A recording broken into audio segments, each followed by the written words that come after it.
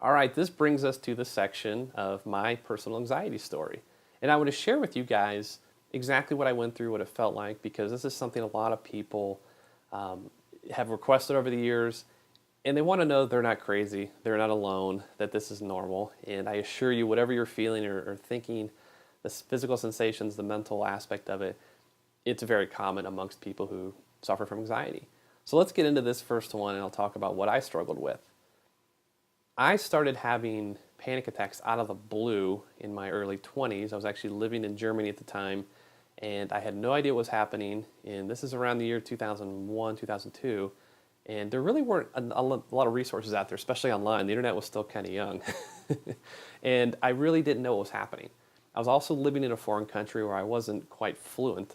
And I went to a number of doctors. I had every physical test you could imagine done, and they all found nothing wrong with me. And I was convinced it had to be a brain tumor or something, but that clearly wasn't the case.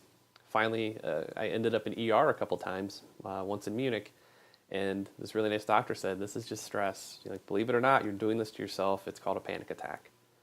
So I was just devastated, and I thought I actually was losing my mind because I didn't feel in control anymore. So this probably sounds pretty familiar to any of you who have gone through panic.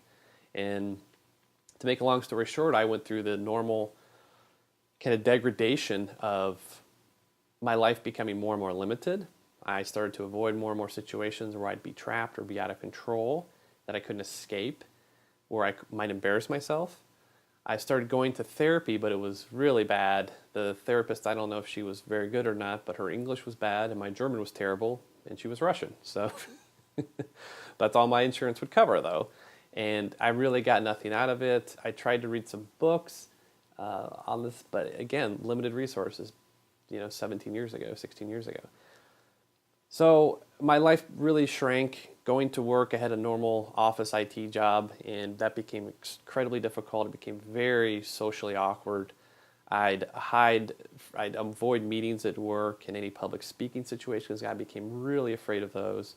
And one day I did have a panic attack I was actually taking Zoloft at the time, and I hadn't had a panic attack in like a month or two, and I thought, wow, maybe, I have to put up with all these horrible side effects from the Zoloft, such as feeling exhausted, losing my personality, losing my excitement for life, and even sexual side effects that are really embarrassing.